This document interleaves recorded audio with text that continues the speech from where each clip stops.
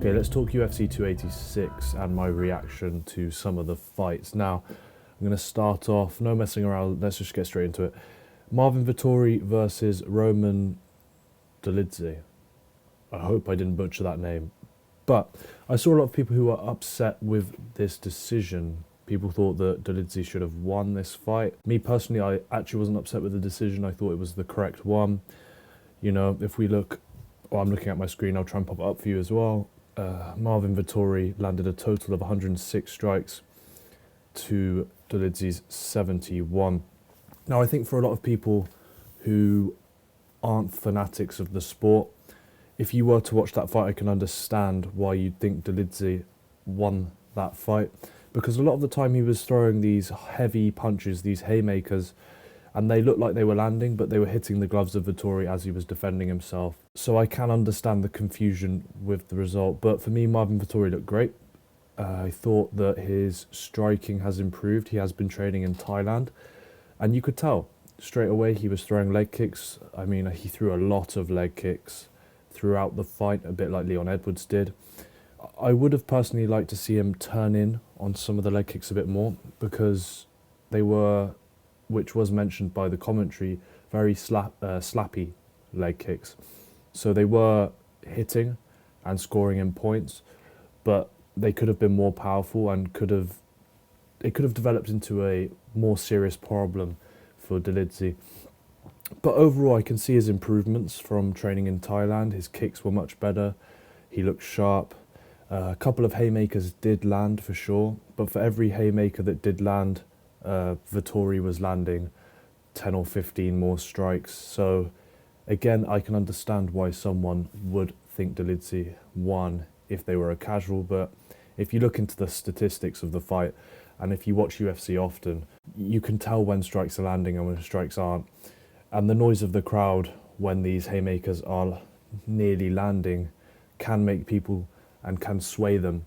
Sorry, not make people, sway people to think someone's winning the fight. But no, I think Vettori looked good. Again, just turning in more on those leg kicks would have been nice to see and would have presented Dolidze with a bit more of a problem. Now we move on to the next fight, which was super quick, that I enjoyed and I want to talk about. Obviously not the next fight. Gunnar Nelson against Barberena. Let's just talk about composure. Gunnar Nelson looked so composed and relaxed when he was out there. He really impressed me. They landed a similar amount of strikes. Gunnar Nelson landed 20, Barberena landed 18. But once Nelson had control of him and got his hands on him, it was game over. Got him in a submission with one submission attempt. Got the one takedown. No, he attempted 2 takedowns, I'm sorry. So he got 50% takedown percentage, but he took him down straight away. He knew what his game plan was. You could tell very clearly that he was composed and looking to pressurize Barberena to the back of the cage and then capitalize on that by getting in the clinch or getting the takedown. He got the takedown. One submission attempt, got the submission. Not much to talk about in this fight, not much to complain about. I thought that Barberena looked really uncomfortable once Gunnar Nelson got his hands on him, and definitely something he needs to work on. But Gunnar Nelson is a veteran in the sport, an underrated fighter, definitely a great wrestler. But yeah, simple fight, very quick, ended in the first round, similar amount of strikes, but again, Gunnar Nelson showed his class with the submission. Okay, let's talk about the fight of the night. And shock, it's Justin Gaethje who's involved in the fight of the night. He is always a great fighter to watch. You know, he's got power, he throws haymakers, it's exciting. And he was fighting Rafael Fiziev. Now, a tight fight for sure. I mean, Justin Gaethje only landed 106 strikes to Fiziev's 97. I thought this fight was one of the more interesting ones for me. Fiziev in the first round and the first half of the second round looked brilliant. Threw loads of leg kicks, threw a lot of body shots, which I thought would have gassed out Justin Gaethje or had some effect on him, but it didn't seem to. The man's made of bloody steel. What really was the downfall of Fiziev was his gas tank, because by the end of the third round, he looked absolutely knackered. And Justin Gaethje capitalised on that, using his jab to great effect in the third round. If you told me that Justin Gaethje would win a fight through using the jab, I would have laughed at you. But he did, and this decision, again, was one of the tight ones. It could have gone either way for me. I wouldn't have been upset with a draw. And also, actually, Justin Gaethje landed his first takedown in the UFC, even though he's a wrestler. Now, as sharp as Fiziev was, and as good as Fiziev looked, Gaethje, for me, did do more damage, so I can understand the decision. However, I don't think what is talked about enough is the eye poke, by the way, and I'm not taking anything away from Justin Gaethje at all here, but I do think that stopped Fiziev's momentum and because he was well in his rhythm, and as soon as that eye poke came in, he was bleeding a lot, and I think that the blood was dripping into his eye and he couldn't see very well, so it sort of disrupted his rhythm, if you know what I mean, and that was a big turning point. And again, I don't want to take away anything from Justin Gaethje because he didn't do it on purpose whatsoever. It's just one of those incidents. For example, in other sports, like let's say F1, two people could crash and it's two people maybe didn't see each other and they call it a racing incident. So nobody's penalised, and I think that's exactly what this was. It was a fighting incident, I'd call it. It's part of the game when you're throwing punches at someone's head and trying to find the range, trying to find the distance. At some point, someone's going to get poked in the eye. It's one of those things. But whether that did determine the fight or not, I'm not sure. I think it definitely broke Fiziev's rhythm. But his gas tank needs to be better than that. You know, if he wants to reach the pinnacle of the sport, which I do think he has the potential to do because he was sharp, his gas tank needs to really improve. And Gaethje looked brilliant out there. I thought his chin held up really well. Some of the strikes that Fiziev was throwing and some of the kicks to the body were excellent. I do think, as much as everyone loves these fights for Justin Gaethje, I just wish he would use his wrestling more, because I think the longevity of his career would be much longer if he used his wrestling. And you saw at the end of the fight, I know Fiziev was knackered, but he landed that takedown with ease. It was so easy. Got the takedown, got on top of him. If he'd had done that in the first or second round, he would have easily won the fight without taking any punches. I think he can dominate these fights with wrestling, and he chooses not to, which is great for the fans. But for me, if he wants to ever have aspirations to win the title again, I think he's going to have to use his wrestling more often than he is now. I was happy with Justin Gaethje's performance, but I think that the wrestling is something that he should use more often. I think Fiziev was great, but he needs to work on his gas tank. And I don't think this result affects either fighter in a negative way. There's no detriment added to their reputations. You know, I thought they did really well, and I'd like to see Fiziev back in there as soon as possible, and Gaethje back in there as soon as possible. And yeah, I thought it was a great fight. Okay, and then obviously the main event of the evening, the Leon Edwards-Kamaru Usman fight. For me, the right decision was made, in my opinion. Leon Edwards, 123 strikes to Kamaru Usman's 113, which sounds very close, but Leon was landing 75% of his strikes and Kamaru Usman was landing only 49% of his strikes. Now, what was interesting and what caught me off guard was Leon's takedown defense was unbelievable during this fight. I think Kamaru Usman only landed 4 of 15 takedowns, and if he did get taken down, he popped back up straight away or within a few seconds. I thought that Leon Edwards had a solid game plan with the leg kicks. Everyone knows that Usman's knees aren't the greatest, and Leon Edwards capitalised on that by throwing a lot of leg kicks. He even threw I'm not sure what the kick is called, unfortunately. It's the John Jones kick, which pushes the knee backwards, which is a dangerous kick. But people say that's a bit unsportsmanlike. I say you're in a ring trying to beat someone, an octagon, trying to beat someone. Within the rules, anything goes. And if someone was trying to take my head off, I would be using all the tools I know in my toolkit to win the fight. So I don't get the hate for him for using those kicks, if you know what I mean. And for me, what really separated Leon from Usman was not the amount of strikes that he landed compared to Usman, but was the significant strikes. Usman landed some strikes, but they were never really worrying for Leon Edwards. Leon threw these beautiful knees in the clinch, which I think was a combination of him trying to stop Usman from getting in the clinch and then going for a takedown. Because obviously if he lets go of him in the clinch, goes for a takedown and a knee comes up, it will hit him. I think he just did that to avoid the takedown happening. But bloody hell, it was landing on Usman every time. And at one point stunned him. I can't remember what round it was on. But yes, the significant strikes for me are 120 for Leon, 87 for Usman. Well, what separated the two fighters.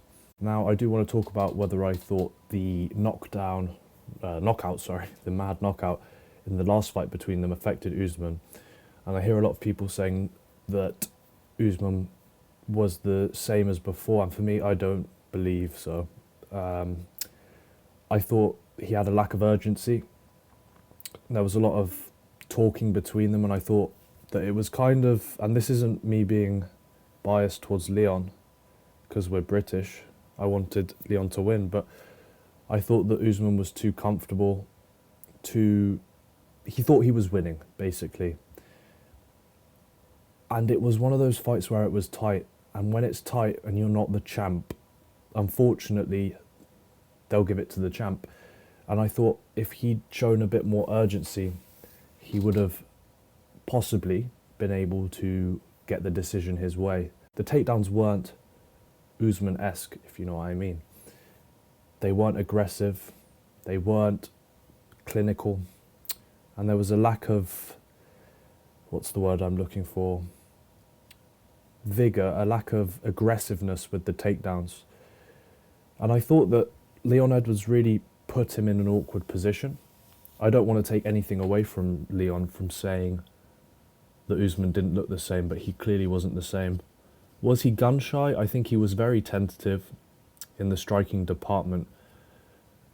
And I thought that he has this thing with, well, since he knocked out Masvidal with the punch, he's been a lot more strike heavy.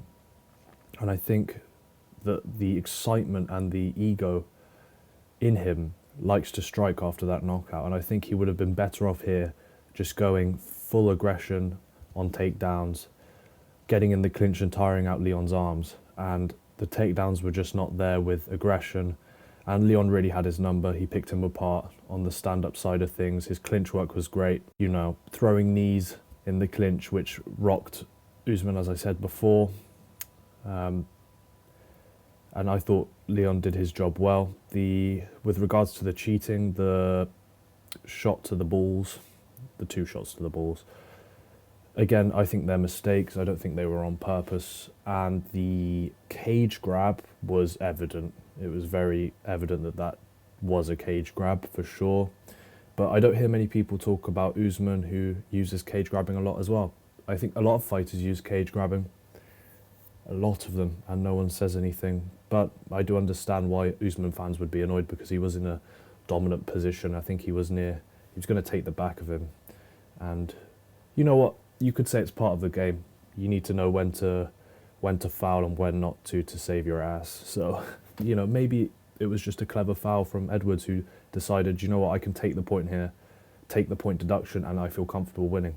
Oh, and the glove grab, I forgot about that. That was also definitely a foul. And he nearly did it at the end of the fight, and I was praying, and I was praying that he didn't do it. I was like, please don't do it again, please don't do it again. He did it, and I was like, don't get caught, but he didn't get caught. And yeah, you may say I'm biased towards Edwards, but I try not to be, but I probably agree with you, there's going to be a bit of bias on British, so, you know. And I'd rather you guys know that. I'd rather admit that to you guys than pretend I'm not, like some of the commentators on the UFC. But yeah, I think it was a great fight. I think Leon Edwards had Kamaru Usman's number. I just don't think Usman was aggressive enough with the takedowns and wasn't urgent enough in the fight in general. Because if I was his coach, or if I was him, which I'd never want to fight Leon Edwards, but if I had his ability and I was him, I would be much more urgent in a close decision. If I thought I was losing, I'd be going for it. Even if I thought it was close, we're in London against a British fighter, I'd be, you know, trying to convince the judges with a knockdown or some submission or a couple of more takedowns. But a great event in all. Now, let's talk actually, a separate point was the Colby Covington showing up, and Colby Covington is apparently the next fight for Leon Edwards, according to who, you say? According to Dana White and according to Colby. And I thought Colby was smart with this. I thought Colby was very smart, and here's why. So he comes in as the backup fighter, weighs in at the right weight. And I think he did this not because he thought he was going to fight, but because he knows now that Dana White owes him something. He's travelled with supposedly a day's notice, come over, weighed in, and knows now Dana White owes me something. And now Dana White does think he owes him something, and that is a title shot. A guy that's not fought in ages, and evidently there are some other fighters that probably deserve it more. The likes of Belal Muhammad and Gilbert Burns definitely deserve a title shot more than Covington. But Dana White thinking he owes something to Colby for weighing in and being the backup fighter has allowed Colby to pretty much get a title shot. Do I disagree with this? In all honesty, yes. But you've got to remember that this is a business that needs to make money, and will Colby versus Leon Edwards be more exciting than Belal Muhammad versus Edwards in terms of build-up, in terms of how many viewers there will be, in terms of the type of press conferences we're going to have? Yes, it will be. Will it be more exciting than Gilbert Burns? Probably yes. Most fights with Colby, whether that's on the mic or in the octagon, are more exciting in both aspects. So, am I mad? Not mad. I do believe other people deserve the title shot more than him, but I also understand the decision because from a business standpoint, it makes sense. You have a guy, Leon Edwards, who's not necessarily the best at promoting fights. No offense to him, I like him. But he's the good guy. And usually when you pair a good guy with a heel, with someone who is the villain, it brings out the fireworks. A Leon Edwards against Belal Muhammad doesn't bring out the fireworks. It's not something that garners attention unless you're a fan of either fighter. It gets same with Gilbert Burns, who probably deserves the title shot the most. There's two good guys there. You get a villain in there and you get the views. You get a guy that's going to chat absolute rubbish in all the press conferences. Rile up Leon Edwards. Do I think that's going to get more views and make more money? Yeah, I do. And I think that's what Dana White sees.